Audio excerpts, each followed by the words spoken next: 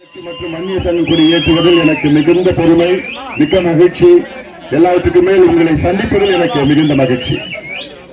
என்னை இவ்வளவு பாசத்தோடு வரவேற்ற என் தம்பிகளுக்கும் என் தங்கைகளுக்கும் என் சகோதரர்கள், அண்ணன்மார்கள், தாய்மார்கள், பாட்டாளி சொந்தங்கள் உங்கள் அனைவருக்கும் என்னுடைய வணக்கங்களையும் நன்றிகளும் தெரிவிக்கின்றேன். தருமபுரி மாவட்டம் தமிழ்நாட்டிலே மிக மிக பின்தங்கிய ஒரு மாவட்டம். அந்த தருமபுரி மாவட்டத்தில் ஒரு கடகோடியில் இருக்கின்ற கடவுர் இங்கே பகுதியிலே வளர்ச்சி என்று உலகளமாக இல்லை. இந்த பகுதியில் மட்டுமல்ல, இந்த கிராமத்தில் மட்டுமல்ல, ஒட்டுமொத்தமாக இந்த ஒன்றியத்தில், இந்த தொகுதியிலே, இந்த மாவட்டத்திலே எந்த வளர்ச்சி திட்டமும் கிடையாது.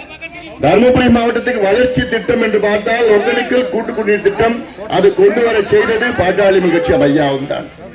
அதன் பிறகு மொரப்பூர் தருமபுரி ரயில்வே திட்டம், அதுவும் பாட்டாளி கட்சிக்கு.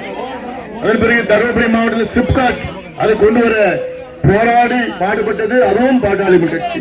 தருமபுரி மாவட்டத்தில் மருத்துவக் கல்லூரி, அதை கையெழுத்து போட்டவன் இந்த அன்புமணி ராமதாஸ் தான். அதை கொண்டு வந்து கையெழுத்து போட்டவன். இப்படி தருமபுரியில் எல்லாமே நம்ம தான் கொண்டு வந்தோம். ஆனா இவ்வளவு கொண்டு வந்தோம், இன்னும் நம்ம ஆட்சிக்கு வர முடியவில்லை. அதற்கு காரணம் நாம் அங்கோ இங்கேயும் மாத்தி மாத்தி இருக்கிறோம். நாம் எல்லாம் ஒன்று சேர வேண்டும். நாம் ஆளுகின்ற காலம் வந்து விட்டது. நாம் யார் யாருக்கோ இந்த மாவட்டம், இந்த வகையில பிரச்சனை ஏதாவது தீர்க்க வேண்டும் என்று நம்ம மத்தவங்க கிட்ட கேட்டுட்டு இருக்கோம், மத்தவங்க கிட்ட எஞ்சிட்டு இருக்கோம், நம்பிட்டு இருக்கிறோம்.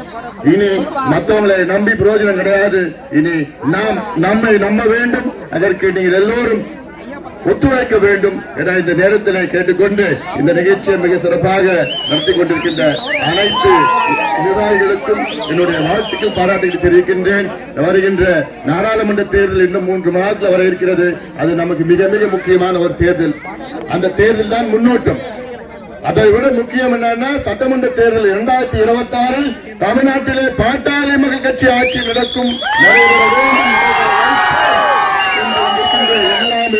முடிவு செய்ய வேண்டும், உறுதியேற்க வேண்டும்.